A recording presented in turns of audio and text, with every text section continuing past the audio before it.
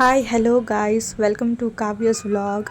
Weekend ಅಂದರೆ ಯಾರಿಗೆ ತಾನೇ ಇಷ್ಟ ಇರಲ್ಲ ಹೇಳಿ, ಎಲ್ರಿಗೂ ಇಷ್ಟನೇ. ಅಂಥರಲ್ಲೂ ವೀಕ್ ಪೂರ್ತಿ ಕೆಲಸ ಮಾಡೋರ್ಗಂತೂ ವೀಕೆಂಡ್ ಬಂತು ಅಂದರೆ ಏನೋ ಒಂಥರ ಎಕ್ಸೈಟ್ಮೆಂಟು.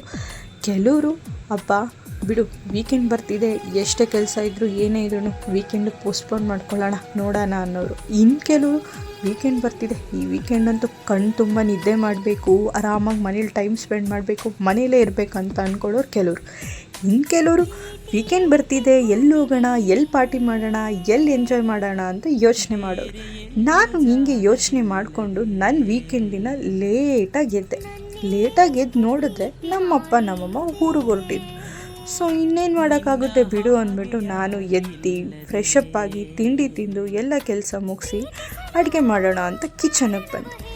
ಏನಪ್ಪ ಯಾರೂ ಇಲ್ಲ ಆದರೂ ಅಡುಗೆ ಮಾಡ್ತಿದ್ದಾಳೆ ಅಂತ ನೋಡ್ತಿದ್ದೀರಾ, ಮನೆಗೆ ಅಕ್ಕ ಅಣ್ಣ ಅವ್ರ ಮಕ್ಕಳೆಲ್ಲ ಬರ್ತಿದ್ದಾರೆ ಅಂತ ಗೊತ್ತಾಯ್ತು.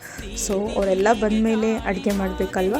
ಸೊ ನಾನು ಅಡುಗೆ ಎಲ್ಲ ಮುಗಿಸಿ ನನ್ನ ಕಬೋರ್ಡ್ ಅಂತೂ ಫುಲ್ ಮೆಸ್ಸಪ್ ಆಗಿಬಿಟ್ಟಿತ್ತು. ನನ್ನ ಕಬೋರ್ಡ್ನೆಲ್ಲ ಕ್ಲೀನ್ ಮಾಡಿಕೊಂಡು ಬಟ್ಟೆ ಜೋಡಿಸ್ಕೊಂಡು, ಆಮೇಲೆ ನಮ್ಮ ಅಜ್ಜಿ ಊರಿಂದ ಹಳಸಿನಣ್ಣು ತಂದಿದ್ದು, ಹಳಸಿನಣ್ಣನ್ನ ಕಟ್ ಮಾಡ್ಕೊಂಡು ತಿನ್ಕೊಂಡು, ನಮ್ಮ ಮಕ್ಕಳ ಜೊತೆ ಆಟ ಆಡಿಕೊಂಡು ಟೈಮ್ ಸ್ಪೆಂಡ್ ಮಾಡಿಕೊಂಡು ನನ್ನ ವೀಕೆಂಡನ್ನು ನಾನು ಈ ರೀತಿ ಕಳೆದೆ.